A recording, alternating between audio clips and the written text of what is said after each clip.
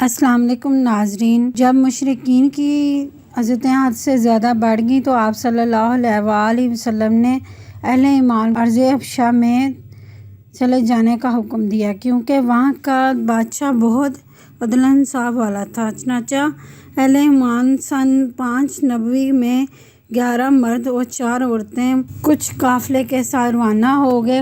قریش کو خبر ہوئی تو انہوں نے بندرگاہ کا تعاقب کیا، لیکن قافلہ روانہ ہو چکا تھا۔ حبشہ کا بادشاہ نجاشی مصنف مزاج اور رحم دل تھا، اس لیے مسلمان حبش میں امن و ایمان کی زندگی بسر کرنے لگے، لیکن قریش اسے بھی گوارا نہ کر سکا۔ چنانچہ عمر بن عاص اور عبداللہ بن ربیعہ حبشہ پہنچے اور نجاشی سے درخواست کی کہ ہمارے شہر کے چند نادانوں نے ایک نیا مذہب ایجاد کیا ہے جو ہمارے اور آپ کے مذہب سے مختلف ہے اور اس کے خلاف ہے۔ وہ آپ کے ملک میں بھاگ کر آ گئے ہیں، انہیں ہمارے حوالے کر دیں۔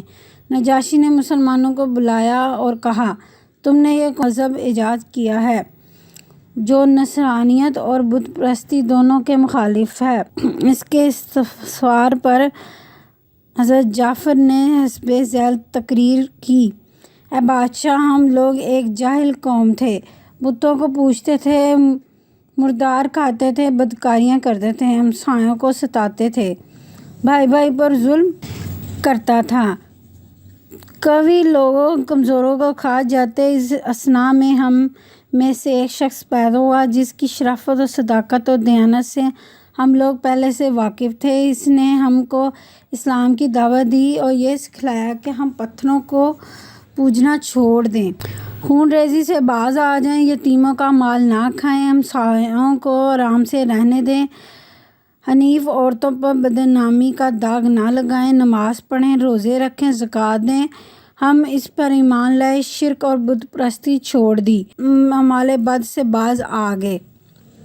اس جرم پر ہماری قوم ہماری جان کی دشمن بن گئی ہے اور ہم کو مجبور کرتی ہے کہ ہم اسی گمراہی میں واپس چلے جائیں۔ یہ تقریر سن کر نجاشی نے کہا، اگر تم کو کچھ کلام الہی یاد ہو تو سناؤ۔ حضرت جعفر نے سورہ مریم کا ابتدائی حصہ سنایا۔ نجاشی پر رخت طاری ہو، آنکھوں میں آنسو جاری ہو گئے۔ پھر اس نے کہا، خدا کی قسم، یہ کلام اور عیسیٰ کا کلام ایک ہی چراغ کے 2 پہلو ہیں، اور قریش کے صحافیوں کو صاف جواب دے دیا کہ یہ مظلوم تمہارے حوالے نہیں کیے جا سکتے۔ دوسرے روز عمر بن عاص نے پھر دربار میں رسائی حاصل کی اور نجاشی سے کہا، ان لوگوں سے ذرا عیسیٰ کے متعلق پوچھیے کیا عقیدہ رکھتے ہیں۔ اس نے پھر مسلمانوں کو بلایا اور یہ بڑا آزمائش کا وقت تھا، اگر صحیح اسلامی عقائد کا اظہار کرتے ہیں تو نجاشی ناراض ہو جاتا، لیکن حضرت جعفر نے یہ فیصلہ کیا کہ خواہ نتائج کچھ بھی ہوں وہ صحیح اسلامی عقائد بیان کریں گے۔ چنانچہ جب اس نے نجاشی کے سامنے حضرت عیسیٰ کے متعلق تم لوگوں کا کیا عقیدہ ہے پوچھا گیا تو حضرت جعفر نے جواب دیا، قرآن کی روح سے وہ خدا کے بندے، اس کے پیغمبر اس کی روح ہیں۔ نجاشی نے ایک تنکا اٹھا کر کہا، واللہ تم نے جو کچھ کہا عیسیٰ اس تنکے کے برابر بھی اس سے زیادہ نہیں ہیں۔ نجاشی کی زبان سے یہ سن کر اس کے دربار کے پادری بھرم ہو گئے، لیکن اس نے غصے کی پرواہ نہ کی اور قریش کے سفیر کو واپس لوٹا دیا۔ چند روز حبشہ میں قیام کے بعد مسلمانوں کو اہل مکہ کے اسلام غلط خبریں پہنچنے لگیں۔ چند روزوں بعد حبشہ میں قیام کے بعد مسلمانوں کو اہل مکہ کے جب بہت سے لوگ مکہ لوٹ آئے، قریب پہنچ کر حقیقت حال سے آگاہی ہوئی تو کچھ لوگ پھر حبشہ لوٹ گئے، لیکن اکثر چھپ کر مکہ چلے گئے اور کسی نہ کسی کی امان میں آ گئے۔ چنانچہ دوبارہ 101 مسلمانوں کو، جن میں 83 مرد اور 18 عورتیں تھیں، ہجرت حبشہ کی سعادت نصیب ہوئی۔ قریش نے رسول اللہ صلی اللہ علیہ وآلہ وسلم کے خاندان بنو ہاشم سے قطع تعلق کر لیا، ان کے ساتھ شادی بیاہ کے تعلقات نہیں کرتے تھے، ان کے ہاتھ خرید و فروخت بند کر دی، ان کے پاس کھانے پینے کا سامان لینے کی پابندی لگا دی گئی۔ یہ معاہدہ منصور بن اکرمہ نے لکھا اور در کعبہ پر آویزہ کیا گیا۔ چنانچہ ابو طالب مجبور ہو کر تمام خاندان بنو ہاشم کے ساتھ شعیب ابی طالب میں فرکوش ہو گئے۔ 3 سال تک بنو ہاشم نے انتہائی مصیبتوں کے ساتھ گزارا کیا۔ باہر سے ان کے پاس کچھ کھانے پینے کو کوئی چیز میسر نہ ہوتی تھی۔ درختوں کے پتے کھا کر گزارا کرتے، بچے بھوکے شدت سے روتے تو باہر آواز آتی تھی، کرائش سن کر خوش ہوتے تھے۔ بعض رحم دل چوری چپکے کھانے کی کوئی چیز دے دیتے، جن پر ان لوگوں کی زندگی کا انحصار تھا۔ مکمل 3 سال گزرنے کے بعد بنو ہاشم کے بعض قریبی اعضاء کا جذبہ ترحم اور اہمیت جوش میں آئی۔ انہوں نے ان لوگوں کو اس مصیبت سے نکالنے کا فیصلہ کر لیا۔ چنانچہ ابو جہل کی مزاحمت کے باوجود ہشام مخزومی، زمعہ بن اسود، معتم بن عدی اور زہبر نے معاہدہ نامہ چاک کر دیا اور جا کر بنو ہاشم کو قید سے نکال لائے۔ اسی سال معراج شریف کا واقعہ پیش آیا اور اللہ تعالیٰ نے نبی صلی اللہ علیہ وآلہ وسلم کو ملکوت سماوات والارض کی سیر کروائی۔ سفر معراج پر جاتے ہوئے پہلے آپ مسجد حرام سے بیت المقدس تشریف لائے، وہاں انبیاء کی جماعت کو نماز پڑھائی، پھر آپ کو آسمانوں کی سیر کرائی گئی اور انبیاء سے ان کے مقامات پر ملتے ہوئے سدرۃ المنتہی اور بیت المعمور تک پہنچے اور قرب خاص حاصل ہوا اور گونا گو وحی سے مشرف ہوئے۔ عام الزن شعیب ابی طالب سے نکلنے کے چند روز بعد حضرت کے چہیتے چچا ابو طالب کا انتقال ہو گیا۔ اس کے تھوڑے دنوں کے بعد آپ کی رفیقہ حیات حضرت ختیجہ نے بھی سفر آخرت کی الگ ہو گئے۔ اس سال آپ کے 2 محسن آپ سے الگ ہو گئے۔ آپ صلی اللہ علیہ وآلہ وسلم نے اس سال کو عام عزم یعنی غم کا سال قرار فرمایا۔ سفر طائف۔ اس کے بعد آپ صلی اللہ علیہ وآلہ وسلم نے طائف کا سفر کرنے کا ارادہ فرمایا۔ طائف میں بڑے بڑے امراء اور سرار یعنی امیر شخص رہتے تھے، چنانچہ آپ نے ان کے پاس جانے کا فیصلہ کیا اور ان کے سامنے اسلام کی دعوت پیش کی۔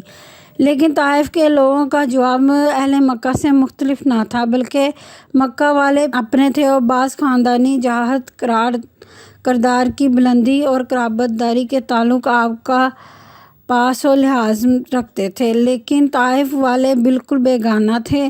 انہوں نے آپ کے ساتھ انتہائی گستاخانہ سلوک کیا، اوباش کو آپ کے پیچھے لگا دیا اور جو تالیاں بجا کر آپ کا مذاق اڑاتے، انہوں نے آپ پر پتھر برسا کر آپ کو لہو لہان کر دیا، یہاں تک کہ آپ کے جوتے خون مبارک سے بھر گئے۔ جب آپ زخموں سے چور ہو کر بیٹھ جاتے تو بازو سے پکڑ کر کھڑا کر دیتے اور پتھر برساتے اور گالیاں دیتے۔ آخر آپ نے عتبہ بن ربیعہ کی انگوروں کے باغ میں پناہ لی اور پھر وہاں سے مایوس ہو کر مکہ لوٹ آئے۔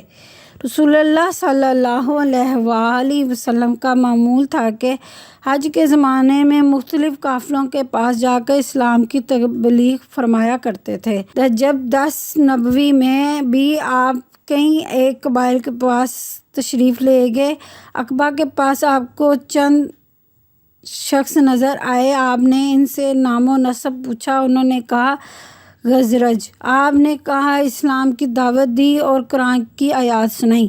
یہ لوگ اگرچہ مشرکین مکہ کی طرح بت پرست تھے، لیکن یہود کی ہمسائیگی کی وجہ سے مذہبی کتابوں سے واقفیت رکھتے تھے اور انہیں علم تھا کہ یہود ایک نبی کے منتظر ہیں۔ چنانچہ یہ پیغام سنتے ہی انہوں نے ایک دوسرے کی طرف دیکھا اور کہا، دیکھو کہیں یہود ہم میں سے بازی نہ لے جائیں۔ یہ کہ سب نے ایک ساتھ اسلام قبول کر لیا۔ ان کی تعداد 6 تھی۔ دوسرے سال 12 آدمی مدینہ سے آئے اور اسلام قبول کیا۔ اس کے ساتھ اس بات کی بھی خواہش کی کہ ان کے ساتھ کوئی معلم بھیج دیا جائے جو انہیں احکام اسلام سکھلائے۔ حضرت نے حضرت معصم بن عمیر کو ان کے ساتھ بھیج دیا۔ معصم مدینہ کے رئیس سعد بن زاردہ کے ہاں ٹھہرے اور گھر گھر جا کر اسلام کی دعوت اسلام پیش کی۔ روزانہ ایک دو نئے آدمی اسلام قبول کرتے اور رفتہ رفتہ مدینہ میں اچھا خاصا اسلام پھیل گیا۔ قبیلہ اوس کے سردار سعد بن معاذ تھے، کوششوں سے وہ بھی مسلمان ہو گئے۔ قبیلہ پر ان کا اتنا اثر تھا کہ تمام قبیلہ اوس انہیں دیکھ کر مسلمان ہو گیا۔ اگلے برس بہتر آدمی حج کے زمانے میں آئے اور اپنے ساتھیوں سے چھپ کر منع کے مقام پر آپ صلی اللہ علیہ وآلہ وسلم کے ہاتھ پر بیعت کی۔ اوس و خزرج کے قبول اسلام سے مدینہ میں اسلام کی پشت و پناہ جماعت پیدا ہو چکی تھی جو اپنا سب کچھ اسلام پر قربان کر سکتی تھی۔ ناظرین، اسی کے ساتھ مجھے اجازت دیجیے گا، میرے چینل کو سبسکرائب کیجیے گا۔ انشاءاللہ تعالی ہم اسی طرح کی ویڈیوز کے لیے میرے چینل کو سبسکرائب کریں۔ اللہ پاک ہم سب کو دین اسلام کی سمجھ بوجھ عطا فرمائے اور ہمارے صغیرہ کبیرہ گناہ کو معاف فرمائے۔ اللہ حافظ۔